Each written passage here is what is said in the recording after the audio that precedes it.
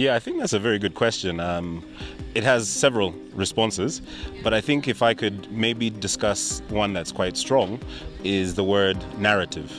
I think the word narrative frames the understanding of one's true identity. When you use the word sustainability, I think sustainability is sort of captures a lot of what the buzzwords have been, sort of flown around and sort of shared. But what is really sustainability?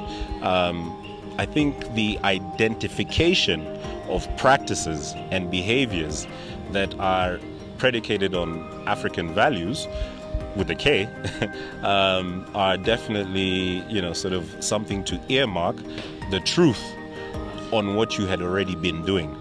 So in what I'm sort of prophesizing is, what does one need to do to enable them to understand that they had already been a part of something very uniquely framed around sustainability, or for a better word, regeneration. So the regenerative aspect of practice within the ecosystems of social and environmental change, I think, is captured quite uniquely when there's a level of ownership within these communities we're looking to address. And Nairobi Design Week prophesizes a unique placement to understand what that begins to question and answer. So there's room for solutions, but there's also a recapturing and a re-understanding of what you have always been a part of. Well, 2025 equals 9. 9 symbolically, whether you are from the eastern part or let's say the northern hemisphere, southern hemisphere, is conclusive as a whole.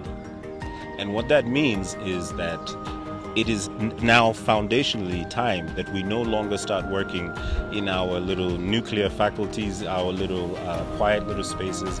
This Nairobi Design Week is creating a platform and a stage for multiple different stakeholders within the ecosystem of, say, Kenya, Nairobi, and globally to come together to also look at solutions that are being proposed, concepts, ideas. And I think the attraction to that, again, with a number that is 9, segues back to the whole. So the collective is really where Nairobi Design Week is substantiating